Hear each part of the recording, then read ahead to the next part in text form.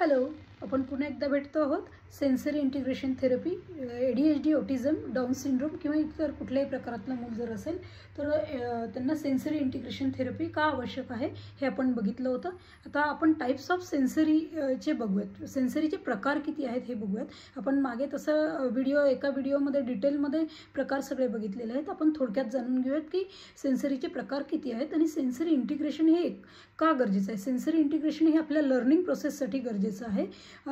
आपले सगळे सेन्सेस एकत्रितरित्या जर काम करत असतील तर आपण चांगल्या प्रकारे कुठलीही गोष्ट आत्मसात करू शकतो. विशेष मुलांमध्ये याचं डिस्फंक्शनिंग झालेलं असतं, त्यामुळे कुठलीही गोष्ट शिकण्यामध्ये त्यांना अनेक अडचणी किंवा समस्या येताना दिसतात. त्यामुळे जेव्हा आपण त्यांच्या सेन्सरीवरती काम करतो त्यावेळी हे अडथळे दूर होताना दिसतात आणि मूल चांगल्या प्रकारे ग्रो होताना दिसतं आपल्याला. तर हे प्रकार कुठले आहेत तर वेस्टिब्युलर सेन्स आहे, स्मेल सेन्स आहे, टच सेन्स आहे, प्रोप्रिओसेप्टिव्ह सेन्स आहे, इंट्रोसेप्शन सेन्स आहे, विजन सेन्स आहे, हिअरिंग सेन्स आहे आणि टच सेन्स आहे.